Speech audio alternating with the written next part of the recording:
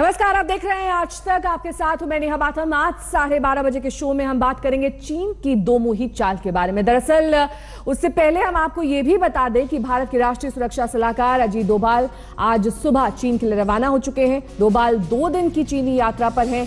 डोभाल को बीजिंग में ब्रिक्स देशों के राष्ट्रीय सुरक्षा सलाहकारों की बैठक में हिस्सा लेना है।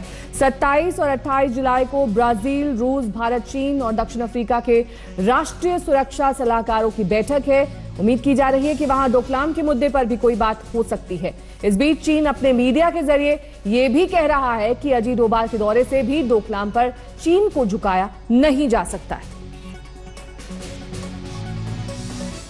लगता है चोर मचाए शोर वाली कहावत जिसने भी बनाई थी वो जानता था कि आगे दुनिया में चीन जैसा भी एक देश होगा जो मनमानी और गलती तो खुद करता है लेकिन दोष दूसरों को देता है और खुद को पीड़ित देश के तौर पर दिखाता है। चीन की धमकियों वाली तोप के गोले आज भी खत्म नहीं हुए। चीन को यह भी समझ लेना होगा कि भारत किसी ख्वाब में नहीं है।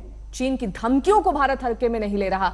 आज भारत के उपनेता प्रमुख ने यह साफ किया, उपसेना प्रमुख ने, कि आने वाले वर्षों में चीन हमारे लिए सबसे बड़ा खतरा है। It's expanding its influence across the Himalayas into our neighborhood. It's bound to be a threat for us in the years ahead.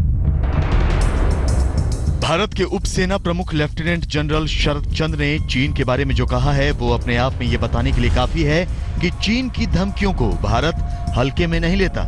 Lieutenant general शरद चंद्र ने कहा है कि चीन पूरे हिमालय में हमारे आसपास पड़ोस में अपने प्रभाव को बढ़ा रहा है। उसकी अर्थव्यवस्था हमसे 5 गुना बड़ी है। उसकी बहुत बड़ी सेना है। इसके बावजूद कि हमारे बीच में हिमालय की पर्वत चोटियां हैं, आने वाले वर्षों में वो हमारे लिए एक खतरा है। It's expanding its influence across the Himalayas into our neighborhood. Despite being an economy which is 5 times the size, and with such a large standing army, and despite having the Himalayas between us,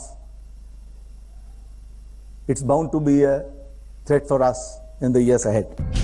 उप सेना प्रमुख का यह बयान इस वक्त अहम इसलिए भी है कि रोज चीन की युद्ध की एक नई धमकी आती है। फिर चाहे वो चीन की सरकार की तरफ से युद्ध के संकेत देने वाले बयान हो, वहां की सेना हो, वहां के डिप्लोमेट हो या फिर वहां की मीडिया।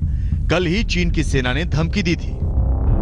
पर्वत को हिलाना तो आसान है लेकिन चीन की सेना को हिलाना मुश्किल है। भारत को किस्मत नहीं आजमाना चाहिए और किसी तरह के भ्रम को नहीं पालना चाहिए।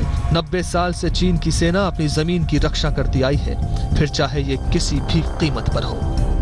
ग्लोबल टाइम्स जो है वो सरकार जो है उसको इस्तेमाल करती है हिंदुस्तान और दूसरे देशों के ऊपर दबाव डालने के लिए, आर्म ट्विस्ट करने के लिए, साइकिक प्रेशर बनाने के लिए। हमारे सरकार को या एनएसए को उसके प्रेशर में नहीं आना। चीन भले ही डोकलाम के मुद्दे पर इन धमकियों के सहारे दिमागी युद्ध कर रहा है, दबाव बना रहा है, ब्लैकमेल करने की कोशिश कर रहा है, लेकिन इन धमकियों को हल्के में नहीं लिया जा सकता। कम से कम आने वाले वर्षों के लिए तो कतई नहीं, क्योंकि चीन पाकिस्तान का भी इस्तेमाल करता रहा है। इसीलिए उप सेना प्रमुख ने कहा है, चीन अपना रक्षा बजट जितना बताता है उससे बड़ा हिस्सा वो अघोषित तौर पर खर्च करता है। भारत को मौजूदा हालात में सुरक्षा पर ज्यादा ध्यान देना होगा। आर्थिक विकास के लिए सुरक्षा देने में सैनिक ताकत जरूरी है। सिक्किम में हमारी सेना के पास तनाव के बारे में आपको पता है। इधर पाकिस्तान के सीमा पार से जो हो रहा है उसके बारे में आपको पता है। पिछले हफ्ते हमारे 7 लोगों की जान गई। देश के कई हिस्सों में उग्रवादी गतिविधियां हैं।